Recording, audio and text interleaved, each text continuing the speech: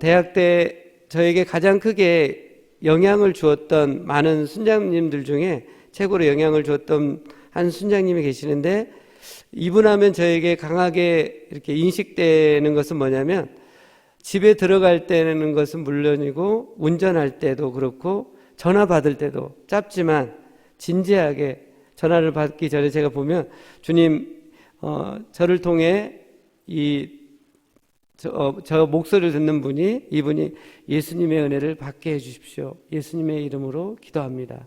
아멘. 이렇게 진지하게 하나님 앞에 작은 일에도 이렇게 하나님 앞에 하는 것을 보게 되었습니다. 졸업 후에 신대원에 가셨고, 교회를 이제 개척하게 됐을 때 한국에서 가장 복음화율이 낮은 부산으로 가서 목회를 그렇게 했습니다.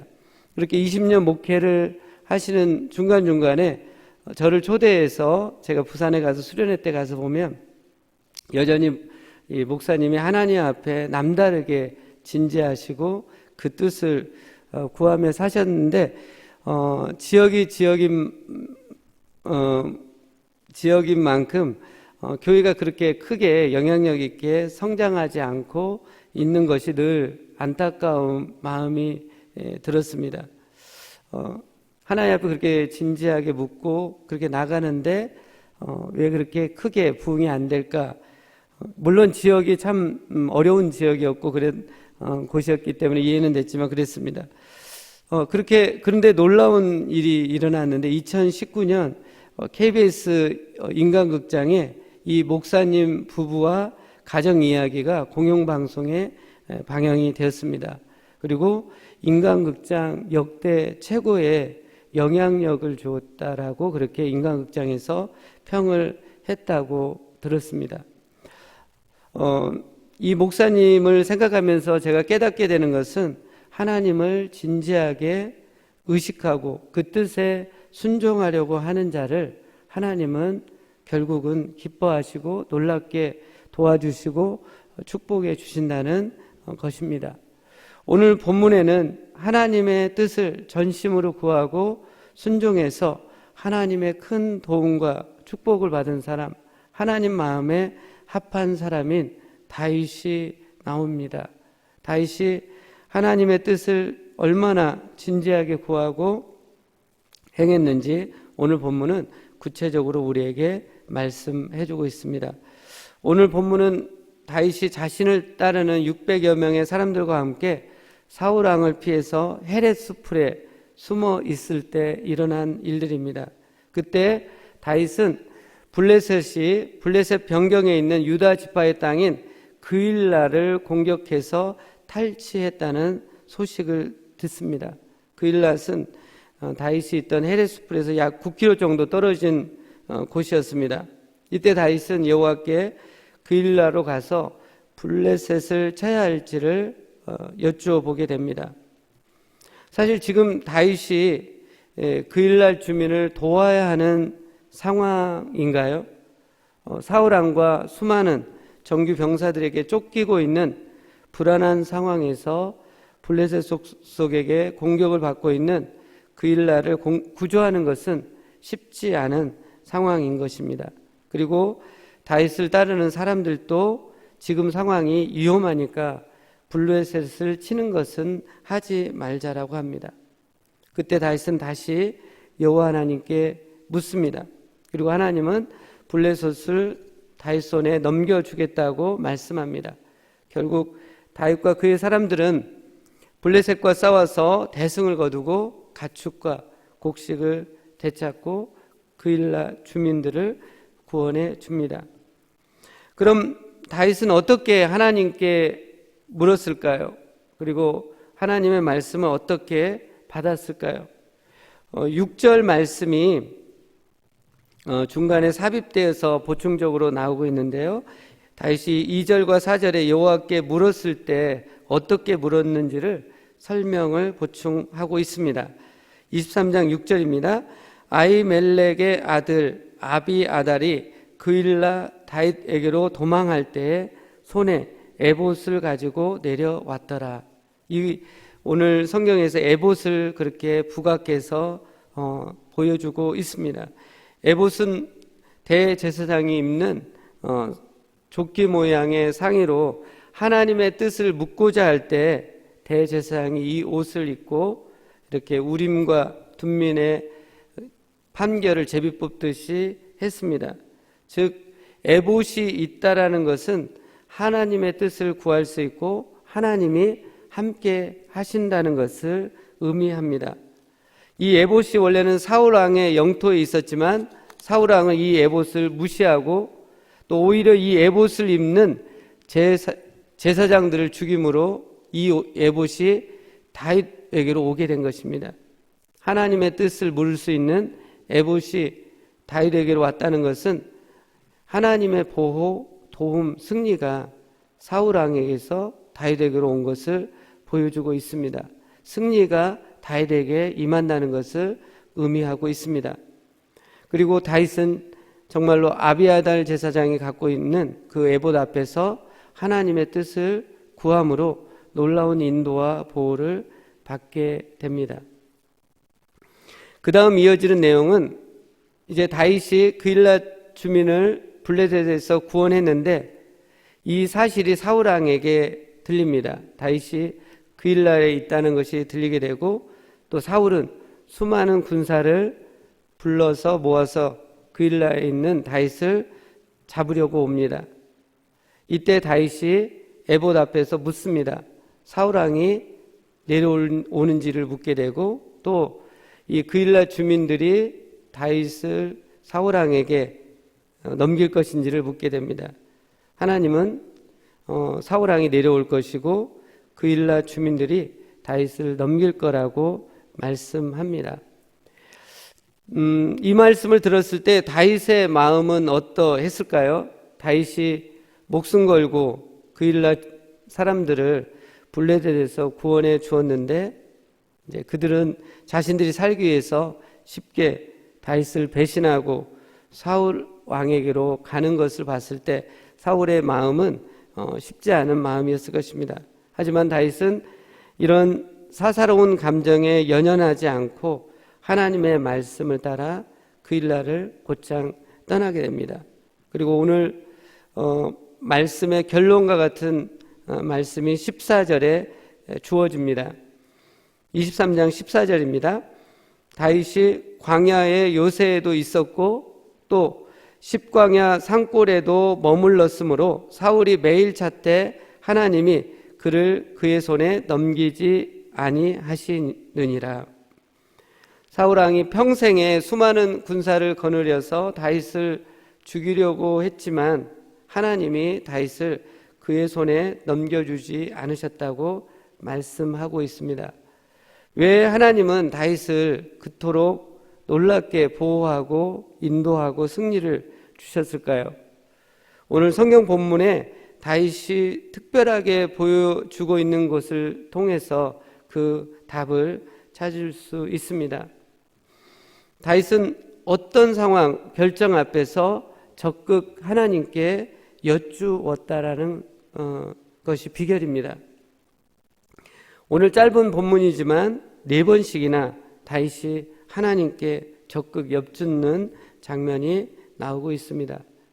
다윗은 상황이 바뀔 때마다 결정하려고 할 때마다 계속 하나님께 묻고 또 물으며 나갔기 때문에 하나님의 놀라운 보호와 인도를 받아서 승리를 하게 된 것을 보게 됩니다.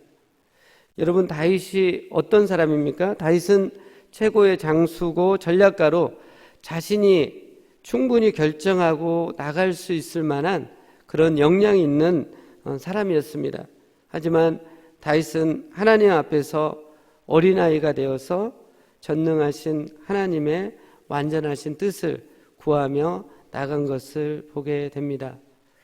그럼 오늘 이 내용을 통해서 우리가 어떻게 하나님의 뜻을 구체적으로 이렇게 구할 수 있는지 우리 삶 가운데 적용할 것들을 한번 살펴보겠습니다.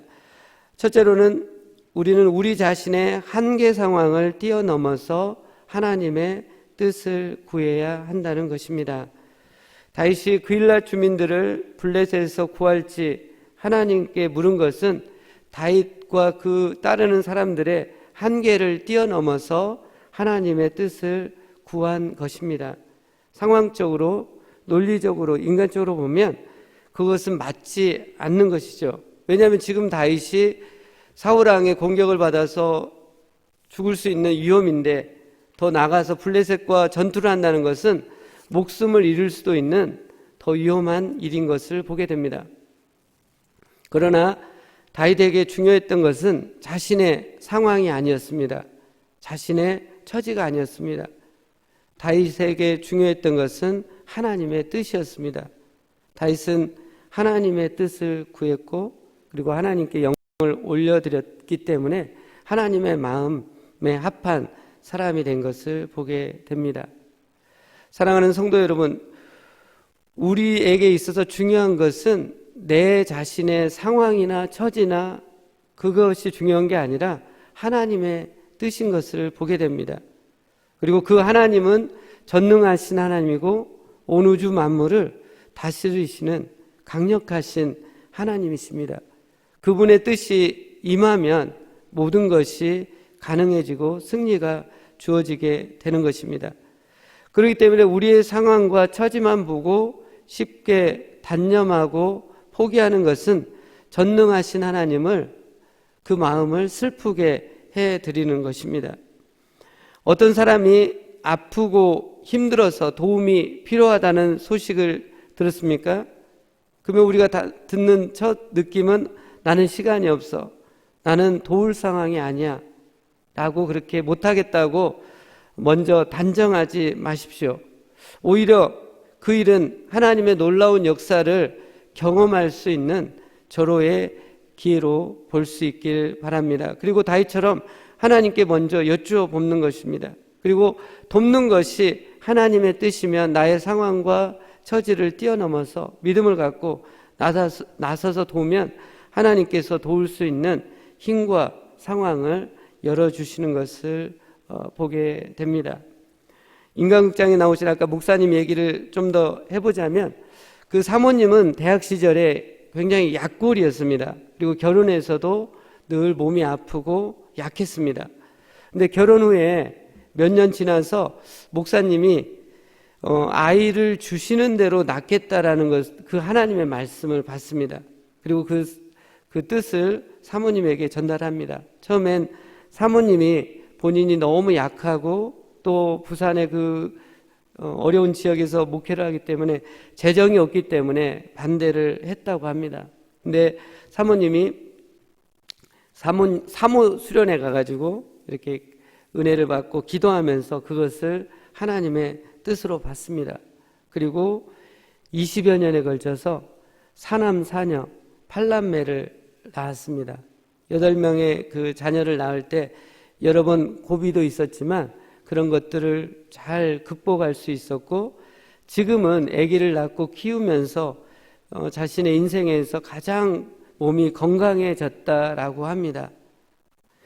하나님이 그렇게 그 사모님을 강하게 또 그 가정을 또 하나님이 세워가시는 것들을 보게 되었습니다.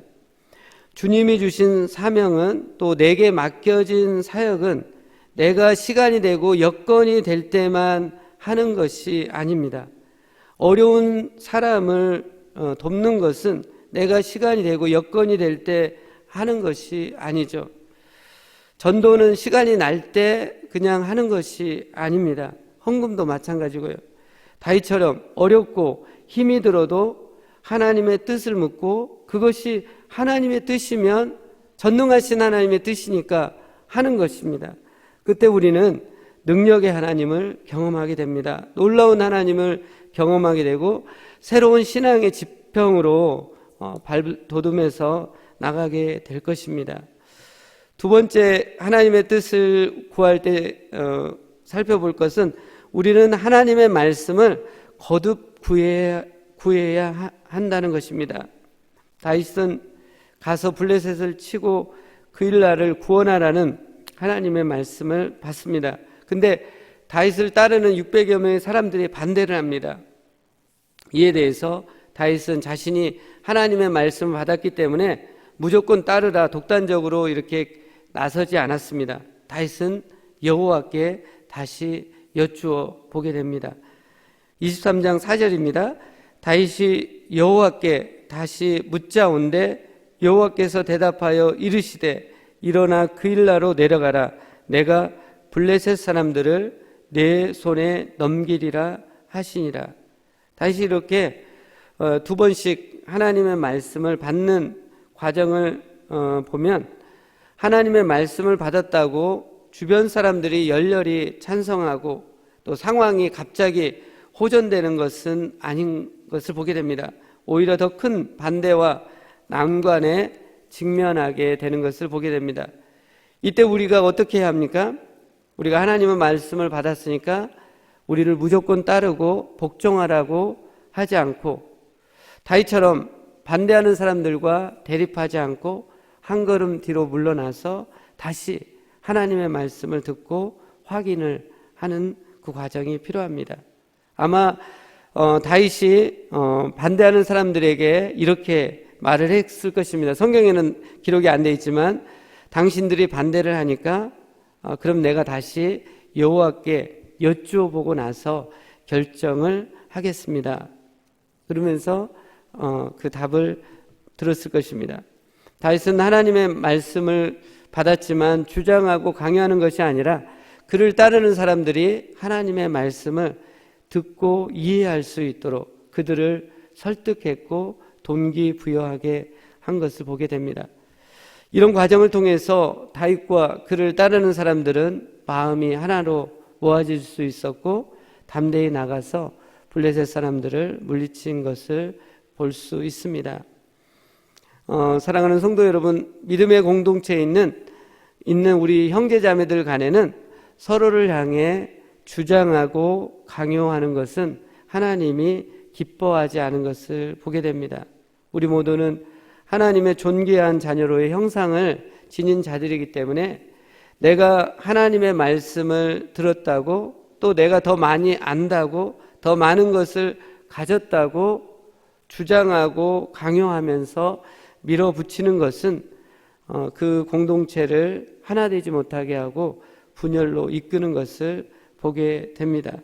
그러기에 어떤 문제나 결정 앞에서 하나님께 여쭤봤는데 또 하나님의 말씀을 받았을 때 주변 사람들이 반대하고 나설 때 내가 옳다고 주장하고 강요하지 마시고 재차 하나님의 말씀을 듣고 다시 확인하는 그 시간을 가질 수 있기를 원합니다. 그리고 설득하고 동기부여함으로 하나 되는 공동체로 우리가 이끌고 나가야 되겠습니다. 세 번째로는 마지막인데요. 우리는 사사로운 감정을 뛰어넘어 하나님의 뜻을 구해야 한다는 것입니다. 아까 좀 전에 얘기했던 것처럼 다윗이 목숨 걸고 블레셋 사람들을 물리치고 그일라 주민들을 구원해 줬는데 이 그일라 사람들이 다윗을 사울 왕에 내주는 것을 알았을 때 다윗의 마음은 인간적으로 매우 화도 나고 섭섭했을 것입니다. 그러나 다윗은 자신의 사사로운 감정에 연연하지 않고 하나님의 뜻을 구했고 그 뜻을 향해 나가는 것을 보게 됩니다. 시편의 많은 기록들을 보면 다윗이 언제나 여러 가지 어려움과 환경이 있었지만 영적 생명력이 넘쳐났고 기쁨과 평강이 충만한 것을 보게 됩니다. 시편 103편 대표적으로 1절에서 5절 말씀을 보도록 하겠습니다.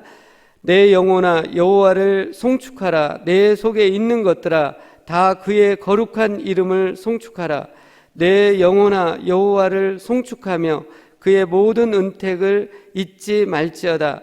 그가 내 모든 죄악을 사하시며 내 모든 병을 고치시며 내 생명을 파멸에서 속량하시고 인자와 국률로 관을 씌우시며 좋은 것으로 내 소원을 만족하게 하사 내 청춘을 독수리같이 새롭게 하시는도다.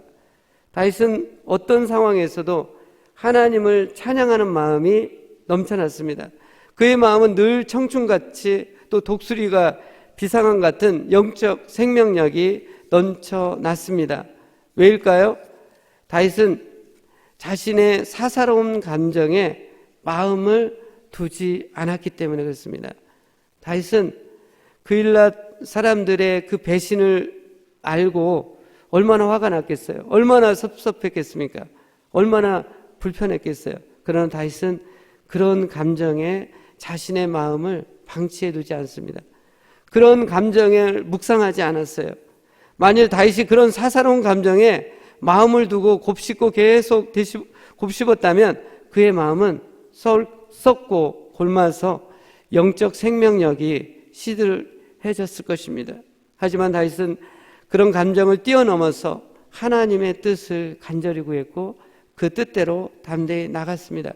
그랬더니 다윗 안에 이 사사로운 감정들이 치유되고 떠나는 역사를 경험하게 된 것을 보게 됩니다. 우리의 감정이라는 것이 하나님의 뜻을 구하고 음성을 듣고 하나님의 말씀을 따라서 순종하고 나가면 우리 감정이라는 것은 쉽게 회복이 되고 변화가 되는 것들을 보게 됩니다. 사랑하는 성도 여러분, 죄인이었던 우리가 은혜로 구원을 받아 하나님의 자녀가 되어 하나님의 말씀을 들을 수 있다는 것은 얼마나 놀랍고 신비한 일입니까? 우리는 다윗이 하나님의 말씀을 들을 때 사용했던 애복과 비교 안 되는 하나님의 영인 성령님이 우리 안에 내주에 계십니다.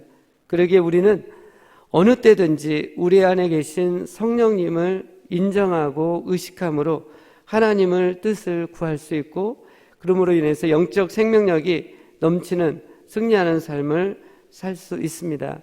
오늘 하루 동안에 크고 작은 일들, 결정해야 할 일들 많을 것입니다. 성령님께 수시로 묻고 또 묻고 나감으로 영혼이 소생되고 하나님의 인도를 받아 승리하는 삶을 살 수 있기를 원합니다. 기도하겠습니다.